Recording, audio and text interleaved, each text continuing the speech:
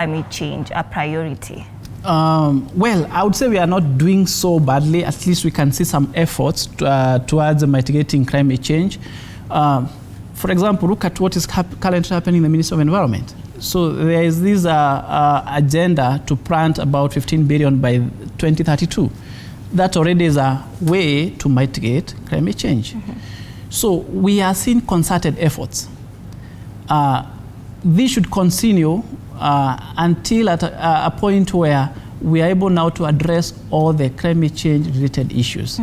So it might be difficult to quantify the amount of money that we need to give to this area, but you realize that most of the climate change related issues are likely to be affected in almost all budgetary lines.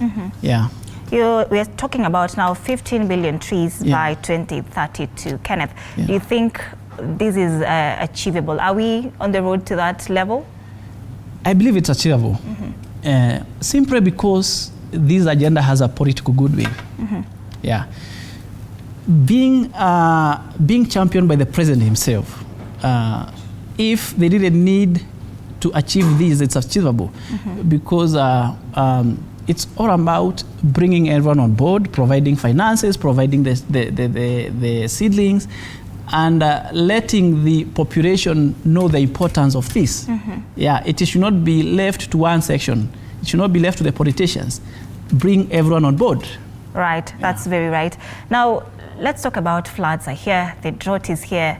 How can we now adapt our lifestyles now in terms of health so that we don't get affected with the climate change? So what we need to first of all do is to accept that this is happening, accept the reality. After having accepted the reality, then we need to take precautionary measures. And at this point, what we can only do is to adapt, because climate change is already there, flooding is already there. So we need to take precautionary measures and maybe avoid, to minimize serious cases of flooding or any other disaster. We need to take care of the communities that have been affected by this flooding or any other disaster, because you realize that climate change is also a big or has a big link on mental health. Right. Look at those communities. Look at the affected families. Look at the families that have lost their loved ones. Look at families that have lost their animals, their property, and so on. So these are people who are going through difficult moments. So we need to take care of them.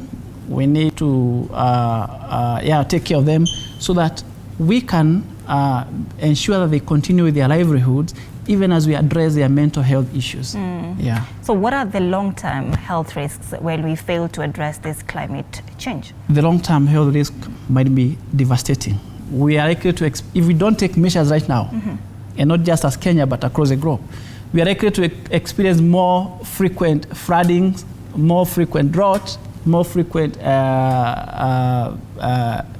high temperatures, and all these have an implication on health. So if we don't take measures now, the future years, let's say 5-10 years ago, to come will be very disastrous for the community. Yeah. All right, now how has the frequency and intensity of floods changed or increased over the years? How are we doing as a country? What is the projection for the future, rather? The projection for the future is that if we do not take action, the frequency is actually going to be higher.